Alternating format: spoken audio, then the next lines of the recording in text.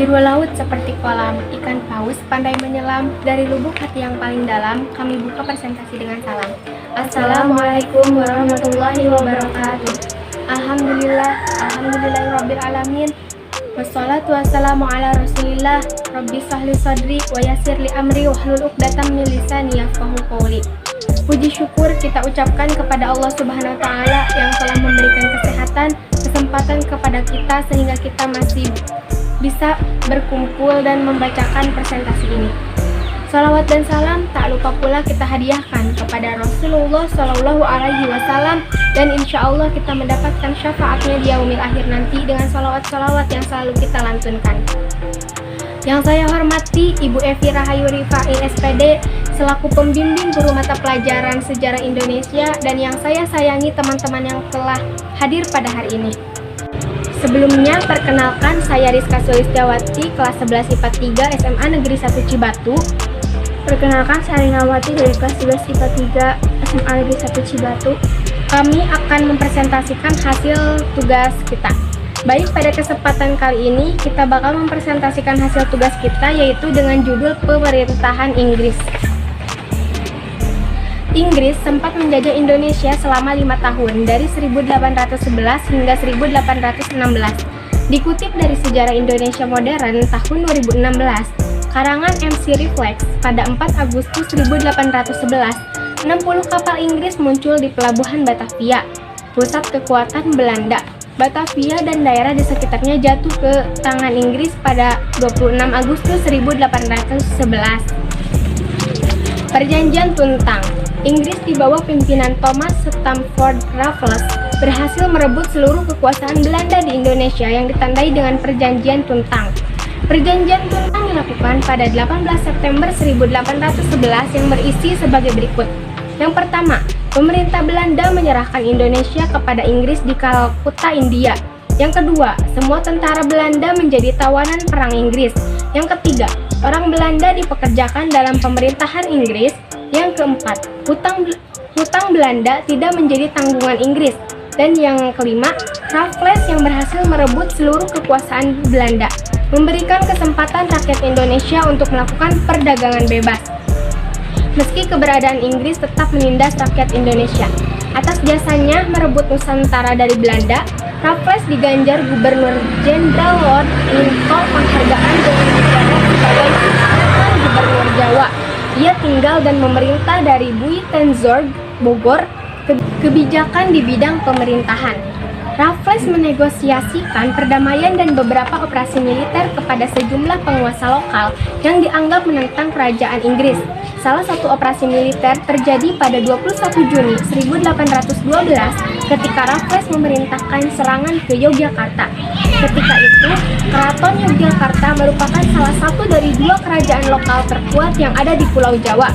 Serangan Inggris membuat keraton rusak parah. Raffles juga memerintahkan ekspedisi militer ke Palembang untuk menggulingkan pemerintahan Sultan Mahmud Badarudin II dan merebut Pulau Bangka. Padahal Sultan Mahmud Badarudin II telah membantu insurgensi Belanda.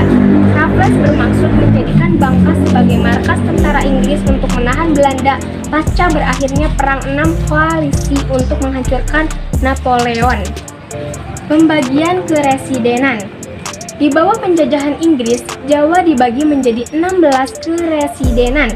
Kebijakan ini diambil agar Inggris lebih mudah dalam mengawasi daerah-daerah di Pulau Jawa. Setiap residen tersebut dikepalai oleh seorang residen dan asisten residen. Ke-16 keresidenan yakni 1. Karesidenan Banten, 2. Karesidenan Banyumas, ketiga Karesidenan Besuki, yang keempat Karesidenan Bogor, yang kelima Karesidenan Cirebon, yang keenam Karesidenan Jakarta, yang ketujuh Karesidenan Karawang, yang kedelapan Karesidenan Kediri, yang kesembilan Karesidenan Kedu, yang kesepuluh Karesidenan Madiun, yang ke-11 Karesidenan Madura, yang ke-12 Karesidenan Pati, yang ke-13 Karesidenan Priangan, yang ke-14 Karesidenan Rembang, yang ke-15 Karesidenan Semarang, dan yang ke-16 Karesidenan Surakarta. Prinsip kebijakan Raffles. Selama masa pemerintahannya, Raffles melakukan reformasi massal untuk mengubah sistem kolonial pemerintah Hindia Belanda. Ia membuat kebijakan dengan berpegang pada 3 prinsip, yakni 1. Segala bentuk kerja rodi dan penyerahan wajib dihapus, diganti penanaman bebas oleh rakyat. 2. Peranan para bupati sebagai pemungut pajak dihapuskan dan para bupati dimasukkan sebagai bagian pemerintah kolonial. 3.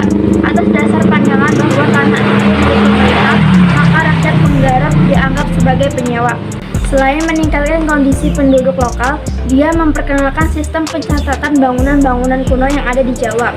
Contohnya, detail mengenai Candi Prambanan dituliskan oleh Wali Mas Kunci. Adapun Candi Borobudur dicatat H.C. Cornelius. Thomas Stamford Raffles 1781 sampai 1826. Kebijakan di bidang ekonomi. Raffles berusaha menjalankan beberapa kebijakan untuk memajukan perekonomian di India. Tetapi program itu tujuan utamanya untuk meningkatkan keuntungan pemerintah kolonial. Beberapa kebijakan yang dijalankan Raffles yakni 1. Melaksanakan sistem sewa tanah atau pajak tanah land rent yang kemudian meletakkan dasar bagi perkembangan sistem perekonomian uang. 2. Penghapusan penyerahan wajib hasil bumi. 3. Penghapusan kerja rodi dan perbudakan. 4. Penghapusan sistem monopoli. 5. Peletakan desa sebagai unit administrasi penjajahan. Kebijakan land rent yang dicanangkan Raffles tersebut hasil dari pandangan mengenai status tanah sebagai faktor produksi. Menurut Raffles, pemerintah adalah satu-satunya pemilik tanah yang sah. Oleh karena itu, sudah selayaknya rakyat menjadi penyewa dengan membayar pajak sewa dari tanah yang diolahnya. Pajak dipungut perorangan, meski dalam praktiknya per desa. Jumlah pungutannya disesuaikan dengan jenis dan produktivitas tanah. 1. Hasil sawah kelas 1 dibebani pajak 50%. 2. Hasil sawah kelas 2 dibebani pajak 40%. 3. Hasil sawah kelas 3 dibebani pajak 33%. 4.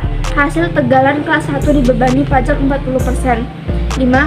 Hasil tegalan kelas 2 dibebani pajak 33%. 6. Hasil tegalan kelas 3 dibebani pajak 25%. Beban pajak ini memberatkan rakyat yang tak sanggup membayar dengan uang, membayar dengan beras. Pajak yang dibayar dengan uang diserahkan kepada kepala desa untuk kemudian disetorkan ke kantor residen. Sedangkan pajak yang berupa beras dikirim ke kantor residen setempat oleh yang bersangkutan atas biaya sendiri. Kebijakan pemungutan pajak ke residen itu untuk mengurangi ulah penguasa setempat yang sering memotong atau mengurangi penyerahan hasil panen. Sebab para pejabat pribumi sudah dialihfungsikan menjadi pegawai pemerintah yang digaji. Raffles dicopot. Namun, segala reformasi yang dilakukan Raffles dianggap terlalu mahal bagi East Indian Company (EIC), kongsi dagang yang mencari untung. Pada 1819, Raffles ditarik dan digantikan oleh Johannes Vendel. Keputusan tersebut dilakukan karena Inggris bersiap menyerahkan kembali Jawa ke Belanda. Penyerahan itu sesuai dengan perjanjian Anglo-Dutch yang terjadi pada 1814 menjelang berakhirnya Perang Napoleon di Eropa.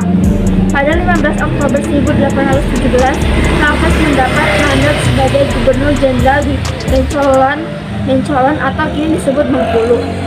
Saat itu, Bencolon merupakan koloni yang hasil ekspornya hanyalah lada. Raffles yang melihat tempat itu acak adut langsung melakukan reformasi seperti yang dia perbuat di Jawa, seperti menghapuskan perbudakan. Baiklah teman-teman semuanya, selesai sudah presentasi kami pada hari ini mengenai pemerintahan Inggris. Kami harapkan semuanya mengerti dan paham apa yang telah kami sampaikan. Terima kasih teman-teman semuanya. Demikianlah presentasi kami pada hari ini mengenai pemerintahan Inggris. Kurang lebihnya kami mohon maaf. Menggoreng ikan dicampur bakmi, Digoreng terpisah jangan sekaligus. Cukup sekian presentasi kami, semoga mendapat nilai yang bagus. Wabillahi taufiq wal hidayah. Wassalamualaikum warahmatullahi wabarakatuh.